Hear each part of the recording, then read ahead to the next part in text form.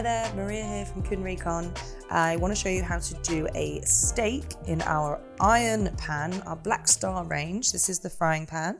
From that range, it has already been seasoned. So if you haven't seasoned your pan, your Black Star pan yet, then just pop over and watch the seasoning video and then come back and we can go through the steak. So iron is a fantastic way to get a really crisp steak. And I've actually got mine on an induction, but these work fabulously on all stoves and even on the barbecue. So we're gonna go medium-high heat as usual. You could go quite high on the heat on this one, but we wanna just get that nice temperature. For a steak, those of you that love steak will know that you actually wanna get your steak out of the fridge maybe half an hour before you're gonna cook because you want it to be room temperature. We're just gonna give it a little season. Salt and pepper. And with iron, you really do need to use some form of oil or fats. It's got no non-stick coating or anything like that. So you want to get it to a little heat first and then add your oil and then go ahead and add your steak. So I like to keep it simple, just salt and pepper. For some people, something that might affect the cooking process is how much liquid or water there is on yours. So you could dab at it with a kitchen towel if you want to really get that extra special finish. This has got a really nice temperature I can feel with my hand now. So I'm going to go in with the oil. And I've been quite generous with the oil. You really just need enough that it's covering the surface quite confidently. So don't be shy. So we really need to make sure we have good temperature. I can really feel that with my hand. When you put the steak in, it should sizzle. Now, the second most important thing, apart from getting the right temperature and oil, is that you mustn't move the steak. I'm going to time my steak. It's quite a good thickness, this steak. And medium rare is the most popular, I would say, request in my house. And usually with a medium rare, I'm aiming for 90 seconds each side, maybe 2 minutes each side. It really depends how thick your steak is. If you've got like a nice, thin steak, then you could be looking at just a minute.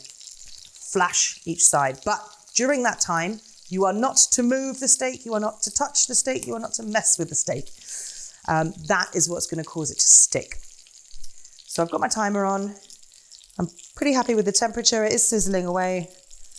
I might just keep it a little bit higher because I want it to be nice and seared. And I've got my timer on the go. It all happens very quickly, especially if you're a family or a household that really likes that medium rare. If you like medium to well done, you're looking at more like 3-4 minutes each side. If you've got one of those big, thick rump steaks, then allow even longer, or even sear both sides. Then this whole pan can go in the oven and you can do a good few more minutes in there, 5-10 minutes. So we're at 1 minute 20 and I am going to give it a little nudge and I'm going to give it a flip. So we really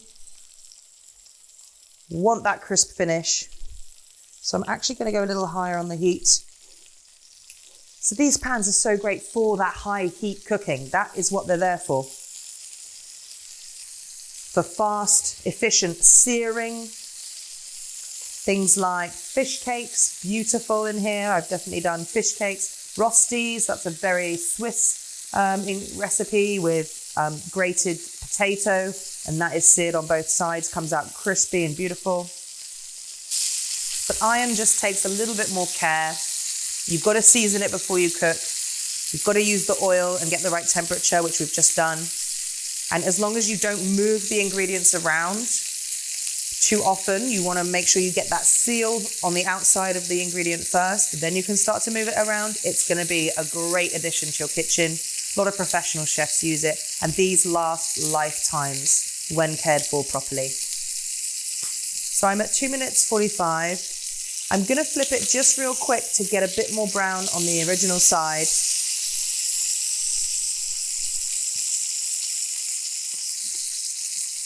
And then the final important thing when you're cooking a steak is to let it rest, preferably in some foil, to let the muscle fibers relax, and you'll get an extra tender steak. This isn't a huge piece of beef, so we're not going to rest it for half an hour. Just 5 minutes will do.